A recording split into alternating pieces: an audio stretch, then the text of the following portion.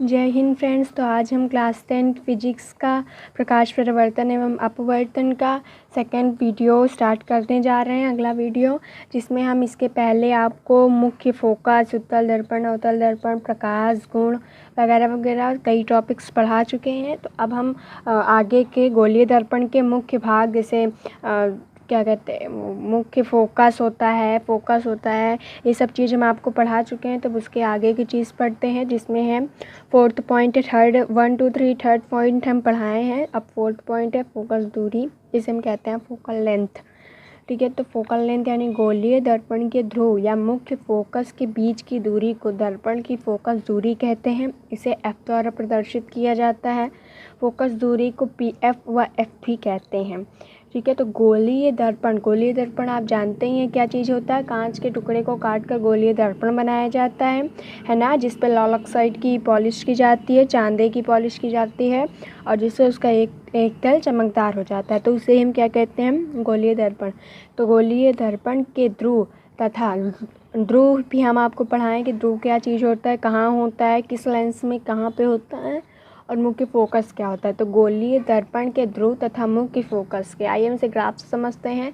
तो ये देखिए फोकस दूरी का ये हमने फिगर बनाया है। तो ये हमारा क्या है, ये एक गोलीय दर्पण के कांच का टुकड़ा काटा गया है, जिसे हम यहाँ पर अवतल दर्पण कहेंगे। तो ये हमारा अवतल दर्पण है। ये क्या है, अवतल दर्पण।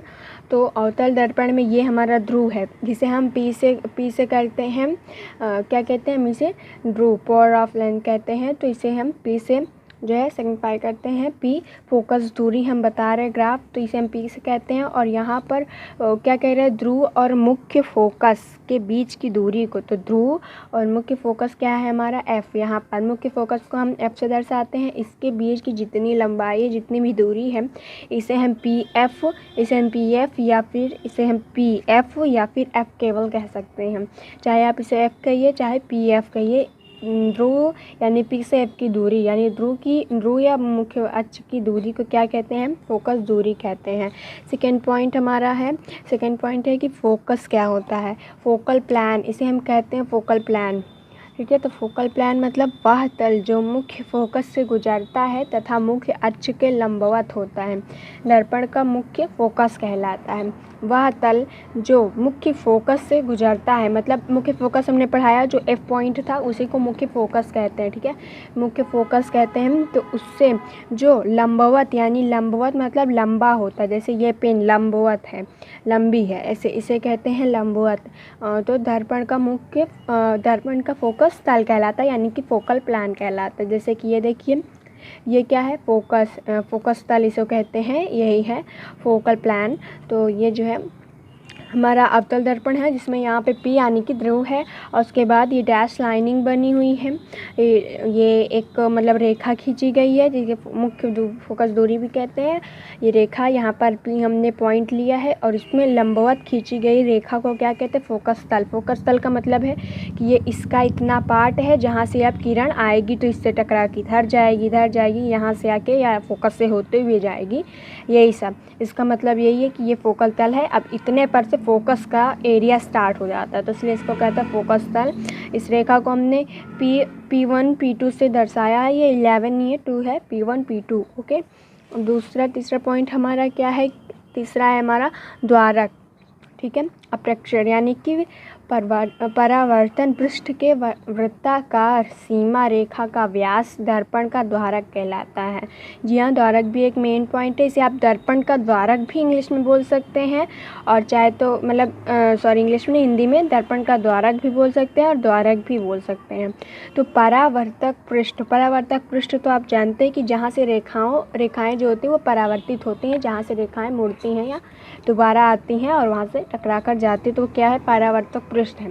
परावर्तक पृष्ठ के वृत्ताकार सीमा, वृत्ताकार मतलब जो गोला हम बनाए रहते, जो अवतल या उत्तल दर्पण, उसकी सीमा का व्यास दर्पण का क्या कहलाता है, द्वारक कहलाता है। देखिए इसे हम फिगर से देखते हैं। तो ये हम क्या बनाए हैं, एक अवतल दर्पण बनाए हैं, जिसमें हमने एक पी रेखा खींची है, लगभग प्रतीत होती हुई, जब हमने ऐसे रेखा खींचते तो उसे हम प्रतीत होती हुई कहते हैं, जिसमें P इसका डैश पॉइंट है और इसमें एक हमने जितनी जितनी की ये है उतनी की हमने एक लंबवत रेखा खींची। ज़रूरी नहीं है कि वो ये हमारा F है, मुख्य ये हमारा F है, तो मान लीजिए ज़रूरी नहीं है कि वो F के पास खींची हो, C के पास खींची हो, वक्रता केंद्र के पास खींची हो, वक्रता त्रिज्या के पास खींची हो, नहीं, कहीं यहाँ भी कहीं भी खींच सकते हैं। तो जो हमने वो रेखा खींची है तो ये हमारा परावर्तक पृष्ठ है। तो परावर्तक पृष्ठ के वृत्ताकार सीमा, यानी ये वृत्ताकार सीमा, ये भी वृत्ताकार सीमा ही है, बट ये हमारी अभी लाइनिंग जो दिखाई दे रही है वो है। तो वृत्ताकार सीमा की रेखा का व्यास,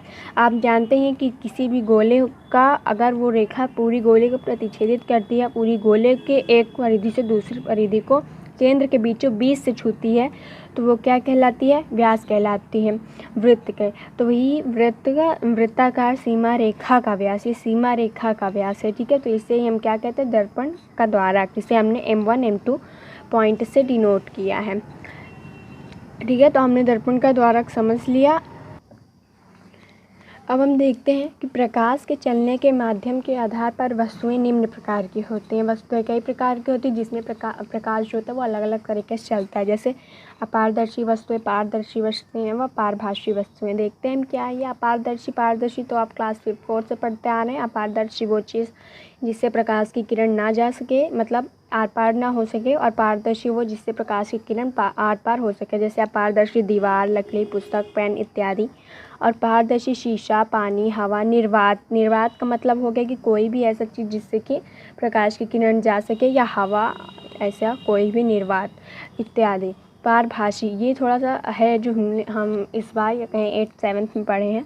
देखिए, पारभासी वस्तुएं ऐसी वस्तुएं जो प्रकाश के कुछ भाग को ही अपने में से जाने देती हैं, अपने से होकर जाने जाती हैं, वो क्या कहलाती हैं? पारभासी वस्तुएं का, जैसे कि तेल लगा कागज़, पन्नी, पॉलीथीन आदि। देखिए, पन्नी या पॉलीथीन या तेल लगा कागज़ में हम प्रकाश के सामने करते हैं तो किरण जाती है, बट वो जाती हुई बस प्रतीत होती, मतलब लगता है कि जैसे वो जा रही है, वो गई भी होती है, बट बहुत ही थोड़ा सा जाती है। तो वो अपने से होकर जाने देती हैं, पर बहुत अच्छे तरीके से नहीं, जितना कि शीशा, पानी, हवा, ये सब चीज़ें जाने देती हैं, ठीक है। तो अब हम लाइट रे पढ़ेंगे। लाइट रे क्या है? हमारा प्रकाश किरण इसे कहते हैं।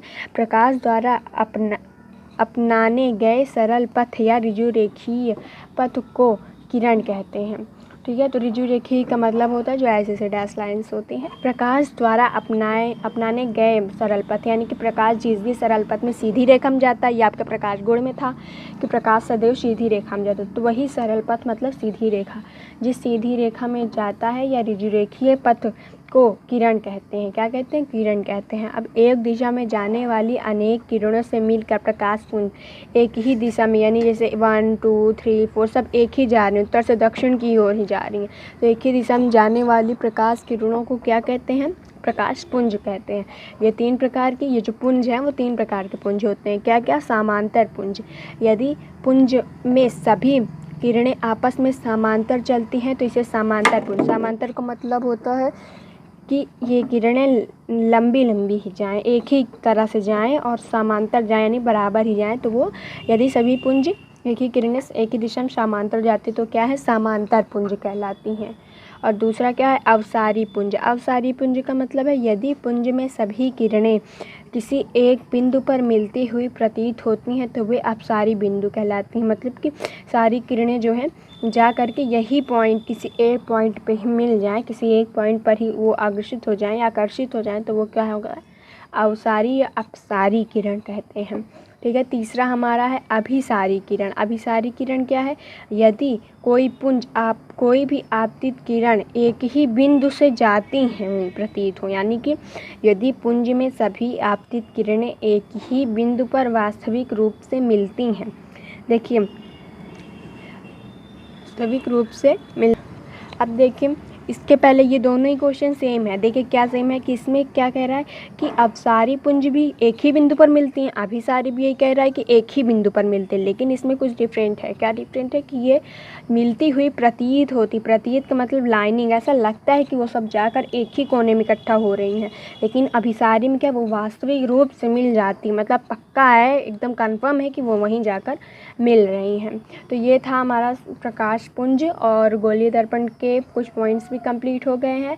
अब अगले वीडियो में मैं आपको गोलीय दर्पण द्वारा प्रतिबिंब जो बनते हैं, सामान जो प्रकाश किरणें जो बनाती हैं प्रतिबिंब, 3.3 उसके रोल्स होते हैं, वो अगले वीडियो में पढ़ाऊँगी। Thank you.